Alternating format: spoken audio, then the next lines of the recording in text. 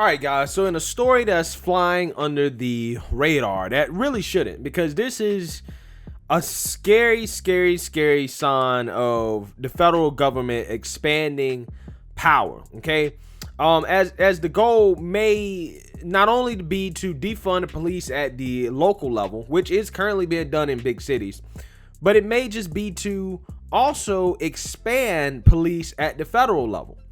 And the catalyst for this is the January 6th riots. And this is also a part of why, guys, when I talk about that day, I always talk about it in a way where I'm just like, I wish it never happened.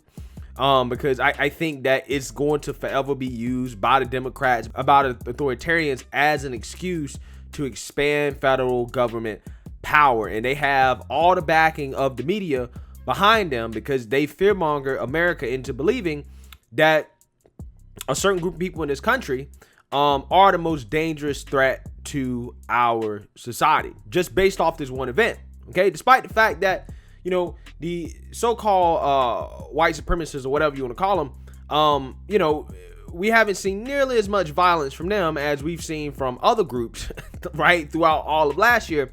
But they've used the media to convince everybody that this group of people is the biggest threat to this country. Now, that's not to say that it's not a threat. I'm not saying that it doesn't exist. What I'm saying is that they're using a certain group of people as catalysts to expand federal power, because that's what it's about. It's all about power. And the power-hungry Democrats are expanding the Capitol Police by opening up field offices in California, Florida, to investigate threats to lawmakers. And this is just a continuation of how, these lawmakers will drag their ass, right? Drag their feet on anything having to do with helping the American people, right? Getting any real legislation done.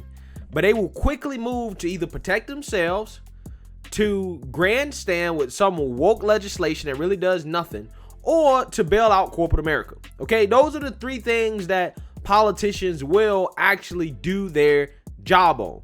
Okay, and guys, it all started after this January 6th, in which you had the super woke revolutionaries on the left, the AOCs, the Cory Bushes, the Rashida Tlaibs, crying in Congress about how they feel threatened, and some of it is justified to a certain extent, but they're using that as an excuse to try to smear the whole Republican Party, to try to smear everybody that's conservative as a potential threat, right? They call to ouster every Republican in Congress, okay, that objected to the election results, okay? Whether or not they actually had anything to do with what actually happened didn't matter to them, right? So that didn't work.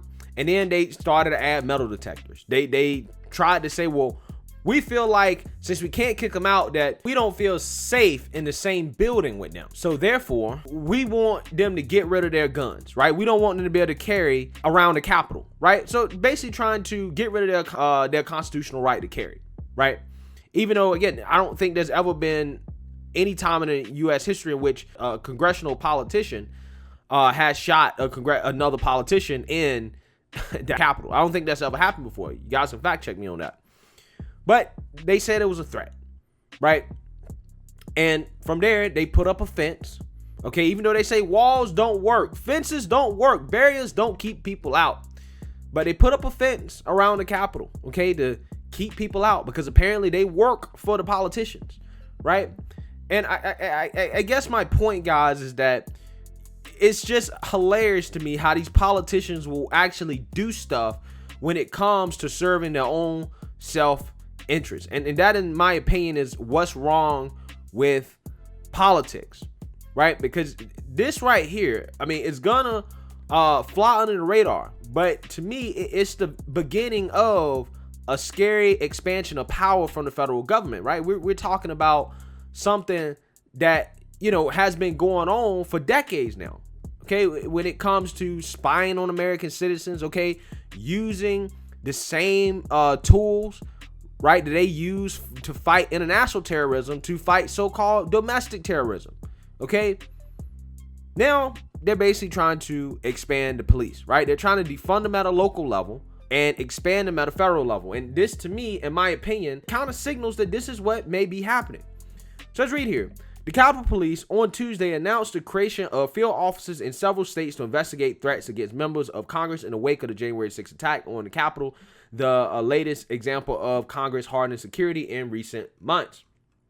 In an effort to provide enhanced security to members, the Capitol Police is increasing the number of staffers in its Dignitary Protection Division and opening field offices outside D.C. Acting Capitol Police Chief Yogananda Pittman said in a press release. The first two field offices will be located in San Francisco, California, and Tampa, Florida, areas with additional regions in the near future in order to investigate threats to members of Congress, Pittman said. Now, I'm very curious as to whether or not Ron DeSantis will actually allow this. I don't know. Okay, the two states of California and Florida, again, are very interesting picks. San Francisco happens to be a place where crime is on the rise. I think a ton of citizens are indicated they're moving out of San Francisco just because of the rising crime. I mean, also, skyrocket real estate prices and cost of living has to do with that as well. But that's a city that's falling apart, like all the liberal cities across the country. So again, this is interesting. Quote, at this time, Florida and California are where a majority of potential threats are, a Capitol Police spokesperson told Forbes, adding that offices are the first kind in the Capitol Police's nearly 200-year existence. Again, so an unprecedented expansion of federal power. Again, I mean, this is basically federal police being put in states. That's what it is. That's what it is. Federal police being put in states where they can go and have their own operations outside of local authorities. Policing and law enforcement is supposed to be a local issue. Not anymore. Not in 2021. The move comes in response to a slew of reports criticizing law enforcement's response to January 6th and ahead of proceedings by a newly created House Select Committee to provide a comprehensive account of the riot and events surrounding it. Other steps Pittman said the Capitol Police is taking, including acquiring new armor, weapons, and surveillance equipment, a new recruitment effort, expanded wellness and counseling services for officers, and increased training in leadership and riot control. Forbes has reached out to the Capitol Police for further comment. Wait, hold on now. Progressives in the so-called defund the police crowd should be all over this. Because they're the ones that are always like, we need to demilitarize the police. We need to defund the police. We need less police. And yet, again, this story right here is going to fly under the radar. And they're not going to care about the fact that the federal government is actively militarizing federal police and implanting them in states, right? That's what's happening. But the woke revolutionaries, they're not going to be paying attention to this. They're not going to care, okay? They're too busy complaining about local police. But now you have federal police thanks to what they're asking for, which is a federalized takeover of policing. That's essentially what they've been asking for. And this is essentially what we're getting. Quote, a regional approach to investigating and prosecuting threats against members is important, so we will be working closely with the U.S. Attorney's offices in those locations. More field offices will be opening in the future, the spokesperson told Forbes. So again, more of these are coming. Again, in my opinion, guys, listen, I definitely think that threats to members of Congress is not okay. I think that it's definitely an issue, right? People shouldn't be threatening members of Congress. If you don't like your Congress person, you should vote them out, right? That's how you should resolve issues. But I think that, we're 6-7 months removed from that incident. Why do we need this? Again, to me, it's like I told you guys, they're going to use this as an excuse to expand federal power, regardless of whether or not it's actually justified. And again, I'm not saying that these politicians shouldn't try to protect themselves in some way. I'm not saying that if they feel threatened, but you can't just unilaterally expand federal power like this in the name of protecting yourself.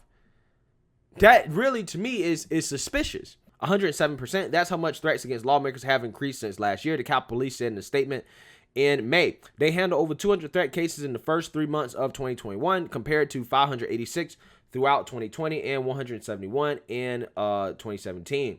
Anti-Trump Republicans have been among the most security-conscious members since January 6th. In April, it was revealed Senator Pat Toomey and Mitt Romney each spent tens of thousands of dollars in campaign funds on private security, as did Representative Liz Cheney, Representative Alexandria Ocasio-Cortez, and Eric Swalwell, two Republican favorite targets spent similar sums.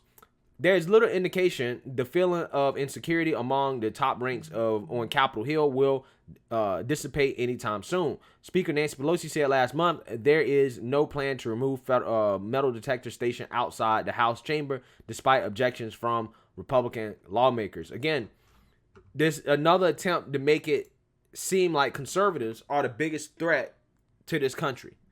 Okay?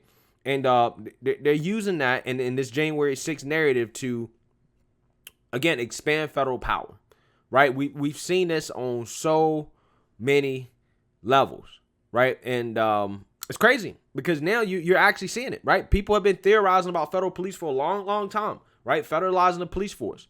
And this is what's happening because, again, there are apparently people from the January 6th riot that they still need to go after, okay? And, again, it will be interesting to see in the future. You know, they say they're going after the extremists now. Will the extremists become those who are center right? Right? Will the extremists become those who are far left that criticize the centrist and establishment politicians? Maybe those people will become the extremists in the future. This is what a lot of people on the left ask for, and they don't realize the real consequences from the things they ask for and how they could negatively be affected in the future. So we'll see, but let me know what you guys think. Make sure you like, comment, and subscribe. Most importantly, share a Black conservative perspective. Peace.